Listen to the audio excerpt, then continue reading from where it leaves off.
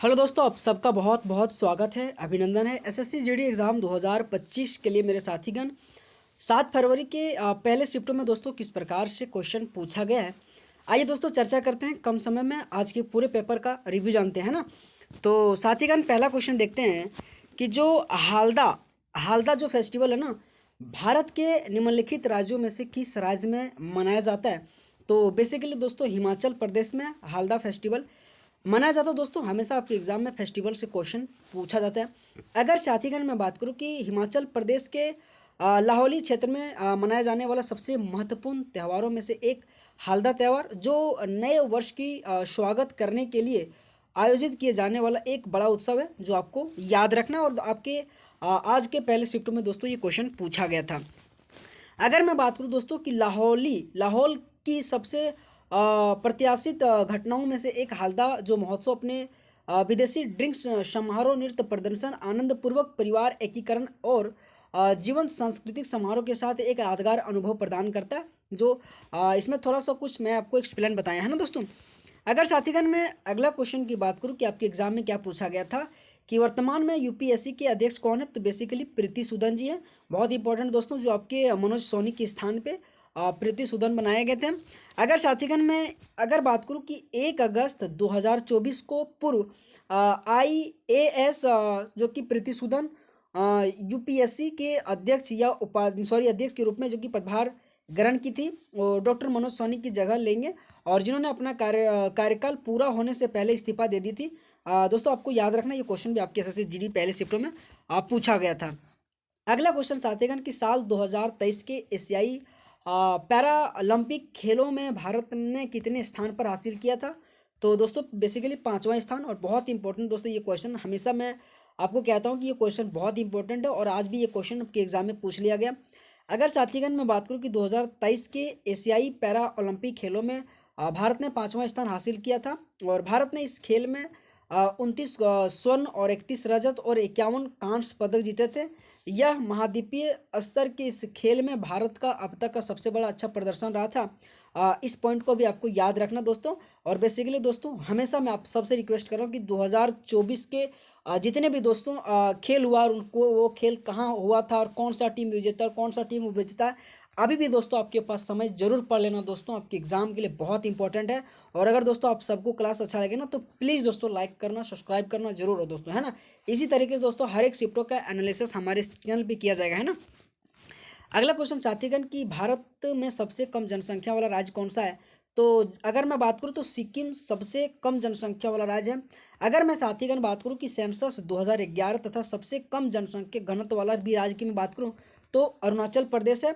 जो कई बार आपकी एसएससी जीडी में पूछा जाता है कि 2011 जनगणना के अनुसार जनसंख्या घनत्व की सबसे कम बेसिकली कौन सा राज्य है, तो अरुणाचल प्रदेश आ जाएगा। और जिसमें से अगर मैं बात करूँ तो 17 व्यक्ति प्रति किलोमीटर के दायरे में दोस्तों व्यक्ति रहता था, ये भी आपको याद रखना है। और वहीं अगर संघ शासित प्रदेश में लक्षद्वीप सबसे कम जनसंख्या वाला राज्य है, ये भी पॉइंट याद रखिएगा, आपके एग्जाम के लिए बहुत इंपॉर्टेंट ये क्वेश्चन है। हमेशा दोस्तों सेंसस क्वेश्चन पूछा जाता है। हमारे इसी चैनल के ऊपर दोस्तों वीडियो अपलोड किया हूँ 2021 से लेकर 2024 के बीच जितने भी दोस्तों आपके एसएससी जीडी में जनगणना से क्वेश्चन पूछा गया, सारा का सारा अपलोड किया गया है। आप जाके दोस्तों देख लीजिएगा, आपके एग्जाम के लिए बेस्ट सॉल्यूशन और बेस्ट क्वेश्चन लाया गया है ना। अगला क्वेश्चन साथीगण की खिलाफत आंदोलन के नेतृत्व किसके द्वारा किया गया था। तो बेसिकली शौकत अली और मोहम्मद अली जिन्ना के द्वारा किया गया था। ये भी क्वेश्चन आपको याद रखना, और ये भी क्वेश्चन आपकी एसएससी जीडी के पहले शिफ्टों आज 7 तारीख में पूछा गया था। साथीगण हमेशा आपके एग्जाम में खिलाफत आंदोलन का डेट भी पूछ लेता है। तो 1919 से लेकर 1924 में जो प्रथम जब विश्व युद्ध हुआ था ना, उसी वर्ष भारतीय मुसलमानों द्वारा भारतीय राष्ट्रवाद के संबंध में एक आंदोलन चलाया था। और हमेशा खिलाफत आंदोलन आपके एग्जाम में पूछा जाता है, तो जो एग्जैक्ट डेट आपके 1920 आ जाएगा, आपको याद रखना, आपके एग्जाम के लिए बहुत इंपॉर्टेंट है। उसी तरह से दोस्तों आपके एग्जाम में 1919 से क्वेश्चन पूछा जाता है, जो रोलेक्ट एक्ट आ जाएगा, ये भी आपके एग्जाम के लिए बहुत इंपॉर्टेंट है। साथ ही दोस्तों अगर मैं बात करूँ आपके 1922 में दोस्तों चोरा चोरी कांड हुआ था, ये भी आपको याद रखना है। और साथ ही दोस्तों आपके एग्जाम में 1925 भी पूछा जाता है, जो दोस्तों ट्रेन एक्शन मूवमेंट हुआ था, इस पॉइंट को भी याद रखिएगा। हमेशा दोस्तों आपके एग्जाम में 19 से लेकर 25 तक क्वेश्चन पूछा जाता है, आपको हमेशा ध्यान देना है। अगला क्वेश्चन साथीगण की जो प्रथम पंचवर्षीय योजना का बेसिकली मुख्य उद्देश्य था, तो कृषि विकास। साथीगण पंचवर्षीय योजना हर एक शिफ्ट में 2 क्वेश्चन पूछ रहा है, यकीनन हो दोस्तों, तो अभी भी आपके पास समय है दोस्तों। मैं भी 2021 से लेकर 18 तक जितने, सॉरी 2021 से लेकर 2024 तक जितने भी क्वेश्चन आपके एसएससी जीडी में पूछा गया दोस्तों, मैंने इसी वीडियो सेक्शन पे करा दूँ, जाके जरूर देख लेना। अगर साथीगण मैं बात करूँ कि प्रथम पंचवर्षीय योजना 1951 से 56 के बीच था, जो बेसिकली आपकी एग्रीकल्चर पे आधारित था। और साथीगण ये भी मैं बात करूं कि प्रथम पंचवर्षीय योजना किस मॉडल पे आधारित था, तो दोस्तों हैरड डोमन मॉडल पे आधारित था। आपके एग्जाम के लिए बहुत इंपॉर्टेंट है। अगर मैं बात करूं कि पहली पंचवर्षीय योजना का उद्देश्य देश का कृषि विकास था, और दूसरी योजना का उद्देश्य है कि औद्योगिक विकास। हमेशा दूसरा पंचवर्षीय योजना जो कि आपके 56 से 61 के बीच चला था, जो कि महालनोबिस मॉडल पर आधारित था, और वो आपकी बेसिकली औद्योगिक विकास पर था। और दूसरी योजना का उद्देश्य कि देश की अर्थव्यवस्था को स्वतंत्र बनाना था। और जो तीसरी पंचवर्षीय योजना हुआ था ना, जो बेसिकली आपके 56 से 61, फिर 61 से जाके 66, जो तीसरी पंचवर्षीय योजना हुआ, उसमें से दोस्तों आपकी बेसिकली क्या बोल के अर्थव्यवस्था को स्वतंत्रता बनाना था। और चौथी पंचवर्षीय योजना का उद्देश्य था कि विकास के साथ स्थिरता और आत्मनिर्भरता की उपलब्धता प्राप्त करना। ये चारों दोस्तों आपके पंचवर्षीय योजना से बहुत इंपॉर्टेंट क्वेश्चन बनता है, आपको याद रखना है। साथीगण जो आपके थर्ड पंचवर्षीय योजना हुआ था ना, इनसे ये क्वेश्चन पूछा जाता है कि सबसे विफल पंचवर्षीय योजना कौन था, तो तीसरा पंचवर्षीय योजना जो 61 से 66 के बीच चला था। इस पॉइंट को याद रखिएगा।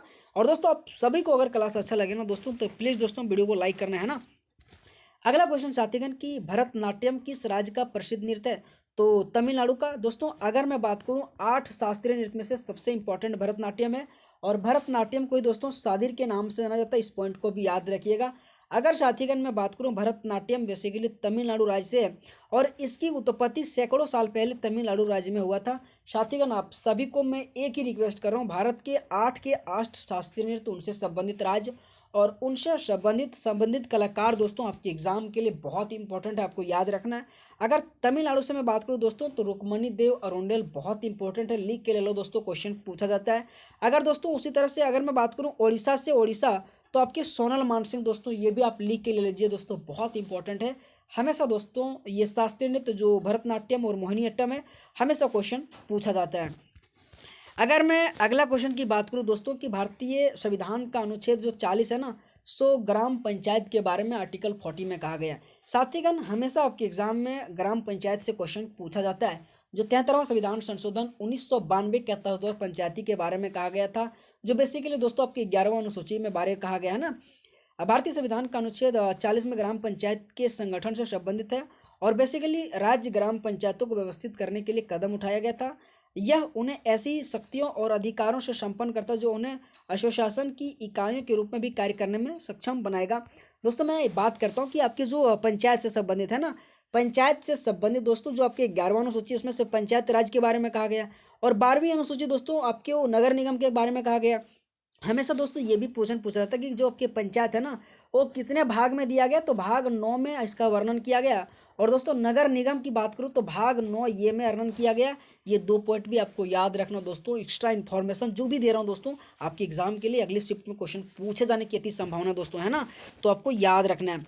अगला क्वेश्चन दोस्तों कि तपन कुमार जो पटनायक है ना, वन द संगीत नाटक अकादमी अवार्ड विच इज डांस, तो बेसिकली दोस्तों आपके जो छऊ है ना, छऊ के लिए बहुत बड़े नाम दोस्तों तपन कुमार पटनायक, आपको याद रखना है दोस्तों। कई बार आपके एसएससी जीडी में पूछा कि तपन कुमार पटनायक किस शास्त्रीय नृत्य से संबंधित दोस्तों, तो बेसिकली छऊ से संबंधित है। अगर मैं बात करूं दोस्तों कि तपन कुमार पटनायक एक प्रसिद्ध कलाकार है जिन्हें छऊ नृत्य विशेष के रूप में यानी कि सरायकेला छऊ शैली में उनके महत्वपूर्ण योगदान के लिए पहचाना जाता है। दोस्तों आपके एग्जाम में छऊ नृत्य से भी क्वेश्चन पूछा जाता है। सबसे पहले याद रखना कि छऊ नृत्य को यूनेस्को में कब शामिल किया गया था, तो बेसिकली 2010 ईस्वी में शामिल किया गया था। ये दोस्तों हमेशा आपके एग्जाम में पूछा जाता है। आपके एग्जाम में दोस्तों छऊ 3 प्रकार से है। अगर मैं बात करूँ सरायकेला छऊ, पुरुलिया छऊ और आपके दोस्त मयूरभंज छऊ, हमेशा पूछा जाता है कि सरायकेला छऊ बेसिकली कौन से राज्य में मनाया जाता है, तो झारखंड में दोस्तों। अगर मैं दोस्तों पुरुलिया अगर मैं बात करूँ दोस्तों, तो दोस्तों अगर मैं बात करूँ पुरुलिया और मयूर दोस्तों आपकी उड़िया और उड़ीसा में, और पुरुलिया बेसिकली आपके वेस्ट बंगाल में। ये 3 पॉइंट याद रखना। और साथ ही आपके तपन कुमार पटनायक आपके छऊ से संबंधित है, और छऊ को दोस्तों 2010 में यूनेस्को में शामिल किया गया था। और इसी के साथ दोस्तों 2010 में आपके कालबेलिया को भी यूनेस्को में शामिल किया गया था। इस पॉइंट को भी आपको याद रखना है। अगला क्वेश्चन दोस्तों कि खिलाफत मूवमेंट इज मर्ज यानी कि विथ विच यानी कि movement to continue the freedom struggle, तो बेसिकली नॉन कॉपरेशन मूवमेंट आ जाएगा इस क्वेश्चन का आंसर। अगर साथीगण मैं बात करूँ कि प्रथम विश्व युद्ध में तुर्की की हार हुई थी, और सेनस की संधि जो कि 1920 की कठोर शर्तों को मुसलमानों ने उनके लिए महान अपमान के रूप में महसूस किया था। अगर मैं बात करूं दोस्तों कि पूरा आंदोलन मुस्लिम धारण पर आधारित था, और खिलाफा तुर्की की सुल्तान पूरी दुनिया को मुसलमान का धार्मिक नेता था। खिलाफत आंदोलन का मुख्य उद्देश्य की तुर्की के प्रति अपना रवैया बदलने और खलीफा की उनकी पूर्व स्थिति को बहाल करने के लिए ब्रिटिश सरकार को काबू में पाने के लिए किया गया था। अगला क्वेश्चन साथीगण कि 1951 से 1990 के बीच कितने पंचवर्षीय योजना चल चुकी थी? तो 7 दोस्तों। हमेशा पंचवर्षीय योजना से, योजना आयोग से संबंधित 7 से 8 क्वेश्चन बहुत इंपॉर्टेंट बनता है, जिसमें से आपके एग्जाम में पहला, दूसरा, तीसरा, चौथा और साथ में तीसरा और दोस्तों पाँचवा आपके हमेशा एग्जाम में क्वेश्चन पूछा जाता है, तो आपको याद रखना है। पहले 1951 से 56, दूसरा आपके 56 से 61, तीसरा आपके 61 से 66 के बीच चला था दोस्तों, आपको याद